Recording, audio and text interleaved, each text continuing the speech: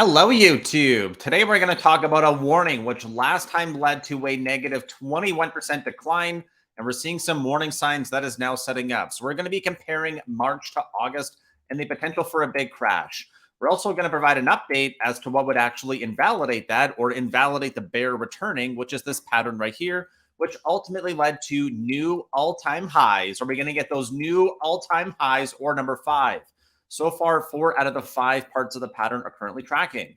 We noted as well that a week of 1% moves on the S&P could trigger forced selling. Well, that's what it looks like here. It looks like forced selling is starting.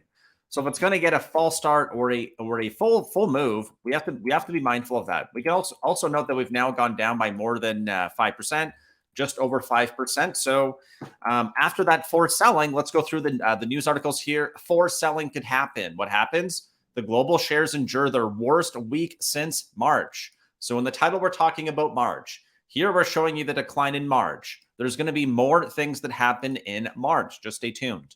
So we can also note that big tech logs the year's longest weekly losing streak. Markets wrap. Markets are being hit by a perfect storm. Global stocks have worst week since March amid rate worries. So those rates are going to come in a few minutes here. Stay tuned with me. All right, we note here that it looks like Tesla and Meta are fighting it out, but not in the octagon. They are fighting it out in the stock market for biggest decliner out of the trillion-dollar company.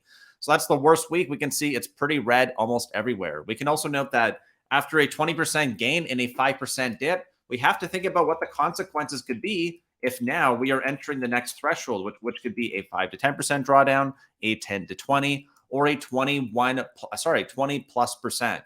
So this last decline right here is 21.5% in about 12 weeks. We're now we're into the 4th week, so there could be about 2 more months. Seasonally, that makes sense. Pattern-wise here, that makes sense. We're looking for 2 red candles or about 6 to 8 more weeks to close out these 2 red candles and open up the 3rd one, which could lead to that reversal, which, if it happens, could go to all-time highs. So a lot of these things are lining up. It could be a paper cut, which is what we have right now at 5%. That's 15% of the time. I don't like those odds. Once we go down between 5 and 10%, now the odds are closer to 50%, so that could be enough. But let's just be prepared that we don't want to hope we're not going to get a big cut. We want to be prepared for it. We're also going to talk about the 10-year note, which is really what this article here is mentioning. It's mentioning that it is the worst week on rate worries. And that really comes down to the screenshot right here. U.S. 10-year has left behind the era of falling yields. So since the late 1990s to 2000s, rates have only really gone lower. But now we can note that there's a massive reversal pattern here. We're bouncing off previous tops. And we sent a warning out about this earlier. So there's U.S. consumers near day of reckoning as pandemic cash stash shrinks. Poor households already feeling the strain from pinched finances. Economists divided over whether stresses will spur a recession. Okay, so as we're trying to round out all the news here, we're just going to note that we have NVIDIA having earnings this week after the close on Wednesday. And I know I have to sneeze, but oh, there it is. Thank you. That's the market sneezing this week, right? Down 5%. So in terms of news for this week, I'm going to be watching NVIDIA after the close. We have a whisper number here on earnings. They're expecting to beat, coming out at 4.20 on Wednesday. We're expecting $2.13 in earnings. That's the whisper. Consensus is 207. The one thing I would note about NVIDIA is just that here's where we had that last earnings. So this could turn into an island reversal if we're going to move lower this week. If we dive back down to like say 300, there's going to be a huge shelf left here or that island reversal because we have an island formed after that gap down. If it happens, market could easily go higher too on NVIDIA. Have they already told us enough? I don't know. Have they already pumped up enough? They were in the trillion-dollar companies, trillion-dollar club. So if not, still in there. Let's actually double check that. NVDA. I want to see what the valuation is, sir. I think it's still trillion, 1.06 trillion. We'll see if it is going to hold on to that number. It's a big one. All right, let's go forward. So Wednesday after the close will be important. And then we also have the big man talking at Jackson Hole on Friday. There's going to be a photo op. It always happens. We'll see who's in it. And then we have Jerome Powell speaking on Friday at 10:05. There's other economic data, but it is the summer. It's usually quieter, and this week is no different. We got 2 numbers I think that really matter. Here's what's interesting is though, and just before we go further, I'm going to ask you for a huge favor. If you could please consider smashing that thumbs up and subscribing to the channel, I would greatly appreciate that. So a little bit of support goes a long way to support the channel, and I would just really be appreciative if you could do that. So I'll thank you ahead of time, and I'm going to go through some more screenshots here. If you want to follow me on Twitter, you'll see what those are. There's my handle, and if not, that's totally cool. No hard feelings. CFT net short positioning is actually doing what I would not expect if we're going to be going lower. So we talked about this on Friday. I was making a bit of a joke about it. They go short, they double down, they go net long. They short, they double down, they go net long. They short, they double down. Are they going to go net long? They're currently at about 118,000 contract short, and that is a lot less than where we were at the peak when I believe we were at over 400,000 contracts here.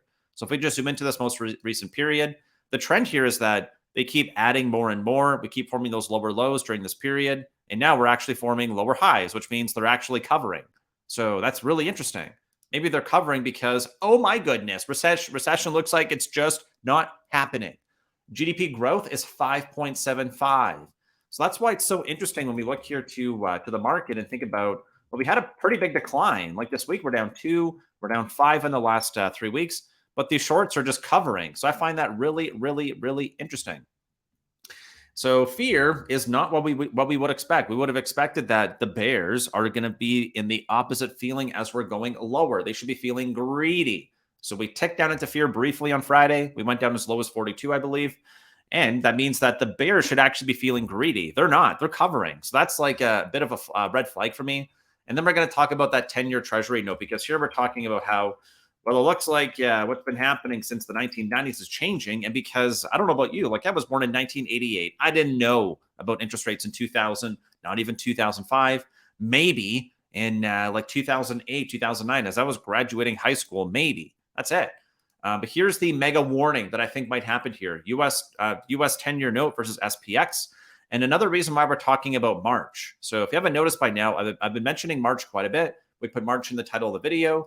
March is the decline that started right here. We're starting off at about the same point. So we look here. Okay, well, the only time we've been able to get above about 43.70, or the high we established last August, is when we were in a bull market. We come back down, dead cat bounce. We're over the area.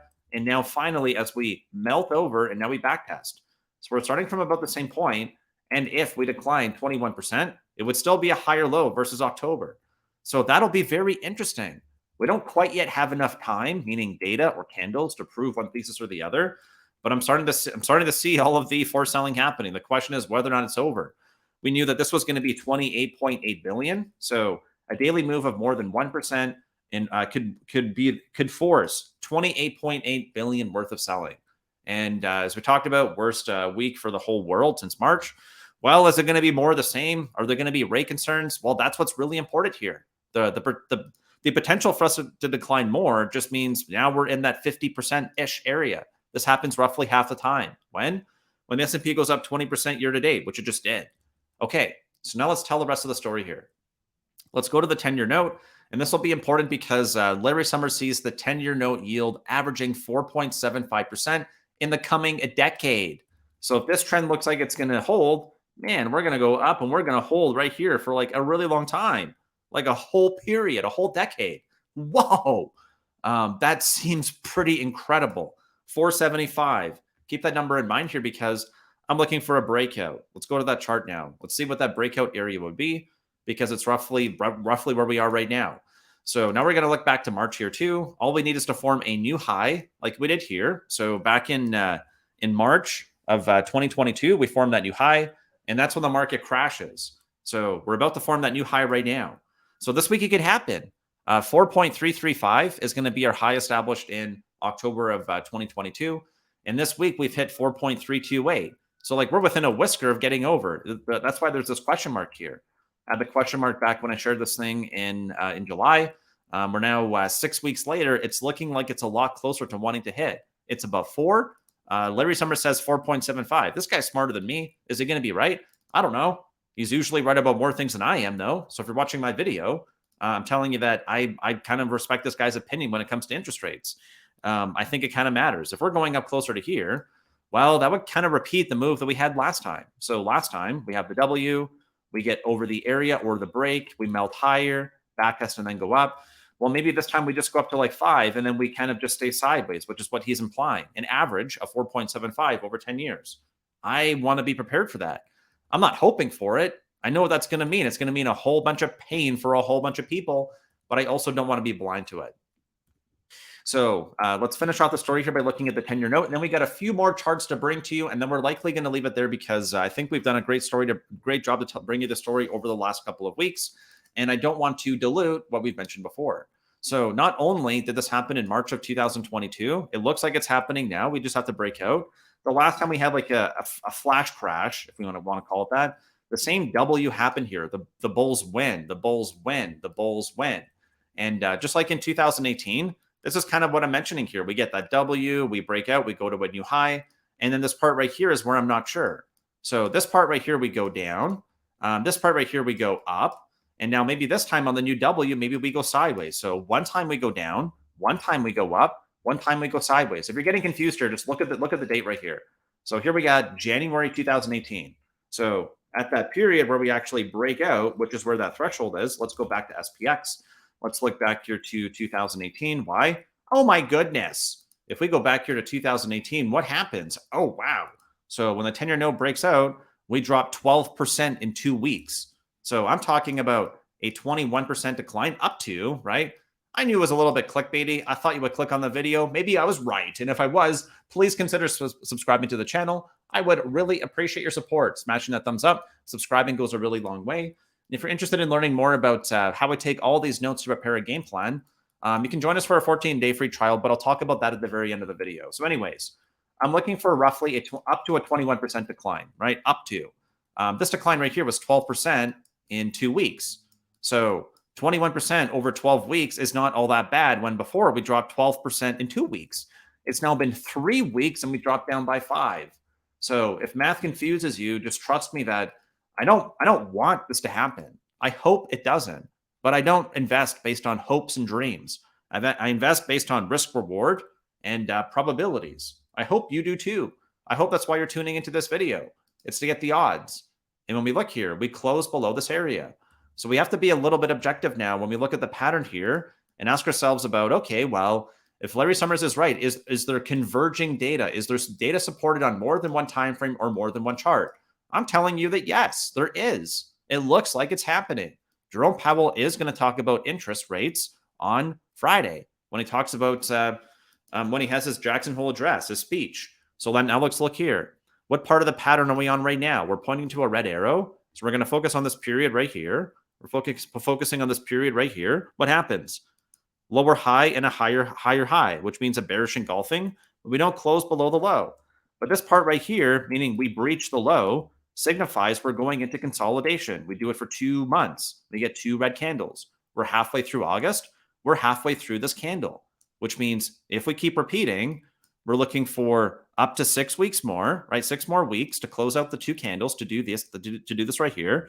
And then we're looking for a new month to open, where maybe we just recoup in the first 2 weeks. Or basically, what I'm trying to tell you is I can see this happening right here. These 2 red candles, this next one going through, I could see that happening. What I need to see is whether or not this violation or breach of the low, like we did here, leads to an inside bar next month, which we're not going to know until the end of September. That's going to be 6 weeks from now. And then do we again form a higher low? So we have a bearish engulfing, but managed to close above. Then we have a reversal. Then we have a higher low and a higher high. What was resistance became support. Well, that same thing would have to happen here, where we're now going to have to get over this area. What was resistance would need to become support, where we can now shoot over it, test the all-time high, come down, and then we find out if we can actually march higher. So that's what I'm watching for the S&P 500. We're in the fourth pocket right now. So far, it's tracking real good. It's real good. I just don't want to get ahead of myself. So worst week since March. Maybe we're going to go lower. Maybe we start going sideways. Let's be mindful of that this week. Let's go through a final few quick charts, because I think it's really important to also understand that as we're looking at the rest of the world, which is what we're talking about here, global stocks have their worst week. How are global stocks looking now? Because it looks like that's what dragged down the US, at least to some degree. So let's go here to our daily chart, and we'll have a look at all those those ones from around the world, because meaning we, made this list here, which talks about stocks below their 50-day moving average or below the short-term price. So here we got S&P 500. Okay. Let's go here to a monthly chart, actually, to make it a little bit easier to just not see the lines. Never mind. Let's just go here. So S&P 500 on the daily chart, there's our October low. There's a little bit of a bear trap. We haven't lost it yet, but we're approaching that 432 area. Our low this week is going to be 433. We got a gap down pump. If we go to a lower low this week, I would be a little bit skeptical on this reversal. We're probably going to come down and at least test the 432 area, test the mathematical number at 430, test our primary uptrend. Man, we got a lot of support there, but it better hold. Otherwise, what could happen? Head and shoulders, knees and toes, knees and toes, knees and toes. Hits the neckline here, and then we go for another decline. And that's how a head and shoulders could form. We have convergence or the neckline meeting this 50 MA here. That does not look good for me. We've now spent multiple days below the 50 DMA as well. We've now notched 4 daily candle closes below the 50. I do not like that. QQQ actually closing right on its uptrend. So if we go here to a line chart, because we gap down pumped, it just looks like we're closing on support. But I don't know if this time's different. Like there's our gap down pump. There's the reversal. We go up. We're going to have to see some up moves. We're going to have to see a higher high get established. Otherwise, we're at risk here. Many days closing below the 50 DMA as well. So we're just looking to see if we're below the 50 DMA now. And we're going to go through a little bit faster just because the next charts are just going to support our existing thesis, which we just went through. So now we look here at Apple. Man, many days below that blue line. Microsoft, second biggest stock in the world. Many days below that blue line. NVIDIA, arguably for me, probably the most important chart right now because it's not sure what it wants to do. Closing above and below, like basically throttling that 50 MA. I think if this one goes below for 2, but notably 3 days in a row, like 2 to 3 days, that's probably signaling that momentum change. And with earnings coming up, I don't know if it's going to go down or up. I hope it goes up. But if it goes down, I'm not going to be like, I don't believe it.